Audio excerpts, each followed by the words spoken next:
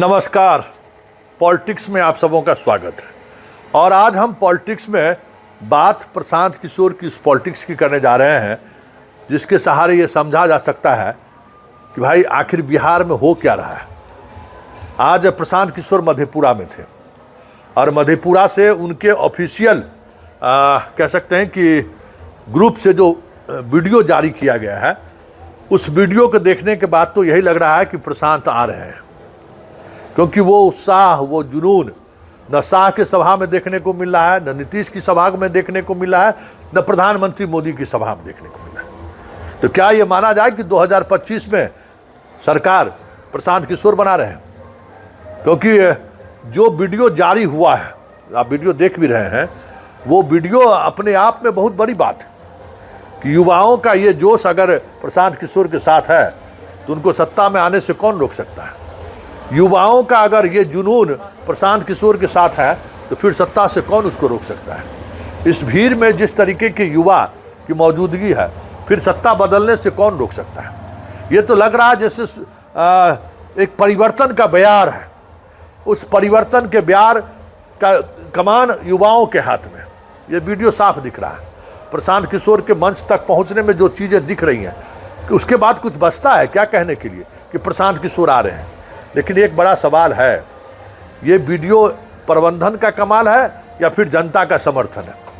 क्योंकि जो चीज़ें दिख रही हैं और जिस तरीके से दिख रही हैं, ये कहना मुश्किल है कि इस तरीके का उत्साह जो वीडियो के सहारे देखा जा रहा है वाकई में वो उत्साह है।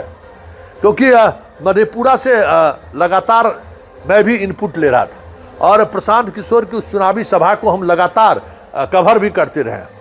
उनके भीड़ प्रबंधन का जो तरीका है, हमें लगता था कि चुनाव से पहले जो प्रबंधन का तरीका उम्मीदवारों के चयन में है, ठीक वही प्रबंधन चुनाव के दौरान भी देखने को मिला। तो मैं हैरान रह गया।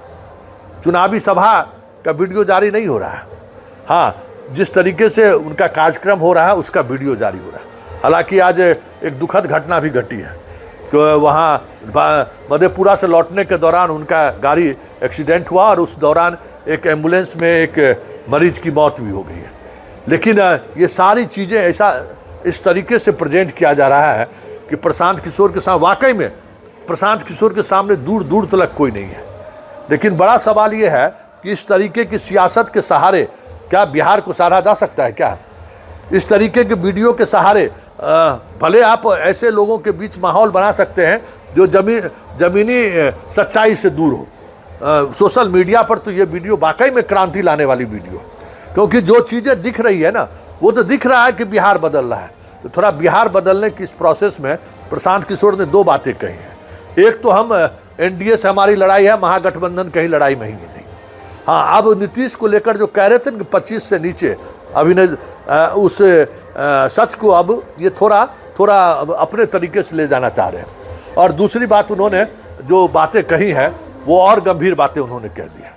लेकिन उस तमाम बातों का राजनीतिक मायने क्या है, जरा उस पर चर्चा करने से पहले एक मिनट का वो मधेपुरा का वो बाइट सुन लेते हैं, जिसमें उन्होंने ये कहा है जिस बातों को चर्चा हमेशा हम करते हैं, पलायन को लेकर भी और एनडीए से लड़ाई है इसको लेकर। जरा सुनिए क्या कह रहे हैं प्रशांत। लड़ाई बिहार में एनडीए से है, क्योंकि सत्ता में यही लोग हैं। नीतीश और भाजपा की सरकार है और अगर इनको हटाना है, बदलाव चाहिए तो इनको हटाइए। अब जनता को इतना ही तय करना है कि इनको हटा के वापस से राजद का जंगल राज लाना है, अपहरण रंगदारी वाला राज व्यवस्था बनाना है या नई व्यवस्था बनानी है जिसका नाम जन सुराज है। तेजस्वी यादव भी आज मधेपुरा आ रहे हैं। भाई लोकतंत्र है, सबको सब जगह आने जाने का अधिकार है, सबको अपनी बात कहने का अधिकार है। लेकिन राजद जो है वो एक्सपायर दवा है, उसको 15 साल आप खा लिए, देख लिए, उससे आपका इलाज नहीं हुआ। 15 साल राजद की सरकार में बिहार में जंगल राज रहा, अपहरण रंगदारी, बिजली, पानी, सड़क सब बर्बाद। तो अगर आप फिर से उन पर भरोसा करके फिर से राजद को वोट दीजिएगा तो अपहरण रंगदारी के लिए तैयार रहिए। शेर बूढ़ा भी हो जाएगा तो मांस ही खाएगा, दूध नहीं पिएगा। तेजस्वी यादव भी घोषणा पे घोषणा कर रहे हैं, बड़ा भंडारा खोल दिया है। घोषणा पे घोषणा करना ही दिखाता है कि कितना घबराहट में है। कल तेजस्वी यादव ने अपने घोषणा पत्र में जो बात कहा है कि बिहार में हर परिवार से एक आदमी को नौकरी दे देंगे, तो साथ में ये भी लिख के दे देंगे, बोले 20 महीना में दे देंगे, तो ये भी लिख के दे देंगे 20 महीना में अगर नहीं दे पाए तो बिना मांगे इस्तीफा दे देंगे। बिना मांगे इस्तीफा दे दो भाई। कल एक कहानी हमने सुनाया है बूढ़े शेर का। जब शेर बूढ़ा हो गया और शिकार करने की स्थिति में नहीं रहा तो सोने का कंगन लेकर बैठता है, और इस चक्कर में बैठता है इस सोच से कि कोई राहगीर चलता हुआ सोने के कंगन के लालच में आएगा तो हम उसको खाएंगे। तो तेजस्वी यादव राजद के लोग वही लालच दिखा रहे हैं कि बिहार की जनता उस लालच में फंसे और फिर सरकार में आ जाए तो फिर अपना रंगारी अपहरण लूट मार हत्या चालू करें। अब किसी भी हालत में लोग राजद को जिताने वाले नहीं है, राजद की सरकार बनने वाली नहीं है। योगी आदित्यनाथ ने अगर ऐसा कहा है कि बिहार में पलायन मुद्दा नहीं है, तो योगी आदित्यनाथ न बिहार आए हैं, न बिहार के लोगों का दर्द उनको समझ में आ रहा है। बिहार के हर गांव से, बिहार का कोई ऐसा गांव नहीं है जहां से 100, 50, 200 लड़के अपना घर परिवार छोड़कर सालों भर पूरे देश में जाकर मजदूरी नहीं कर रहे हैं। तो योगी आदित्यनाथ अगर कह रहे हैं कि बिहार से पलायन नहीं हो रहा है, तो बिहार का एक आदमी भी उससे सहमत नहीं होगा। योगी आदित्यनाथ खाली हिंदू मुसलमान उनको करना है। यूपी में तरक्की हो रहा है और बिहार हम लोग पीछे जा रहे हैं तो ये लोग मजा ले रहा है। दूसरी बात समझिए, ये दूसरे राज्य से जो लोग नेता आते हैं, अमित शाह बोले कि बिहार में फैक्ट्री नहीं लग सकता है क्योंकि बिहार में जमीन नहीं है। तो मेरे भाई, ये लोग चाहते हैं कि फैक्ट्री लगे गुजरात में, अब बिहार का बच्चा जाकर गुजरात में 10-12 हजार में मजदूरी करता रहे। गुजरात का आदमी बनेगा फैक्ट्री में मालिक, अब बिहार का बच्चा बनेगा फैक्ट्री में मजदूर। तो बिहार के लोगों को तय करना है कि भैया आपको गुजरात में फैक्ट्री चाहिए कि आलमनगर मधेपुरा बिहार में फैक्ट्री चाहिए। तो बिहार में फैक्ट्री चाहिए तो सब लोग जगिए और इस बार लालू, नीतीश को, मोदी को यहां से किनारे कीजिए, नई व्यवस्था बनाइए, तभी बिहार में रोजगार होगा, पलायन बंद होगा।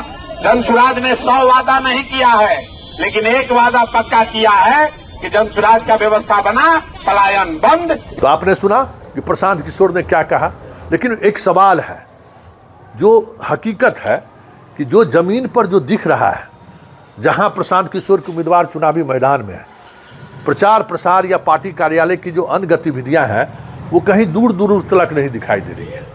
प्रशांत किशोर जैसे जैसे चुनाव नज़दीक आ रहा है, प्रशांत किशोर को लेकर वो जुनून जो शुरुआती दिनों में देखने को मिला था युवाओं में, अब वो युवा निराश हो रहे हैं। युवाओं का जो पहला चॉइस था कि नहीं प्रशांत किशोर फर्स्ट, वो चॉइस बदल रहा है।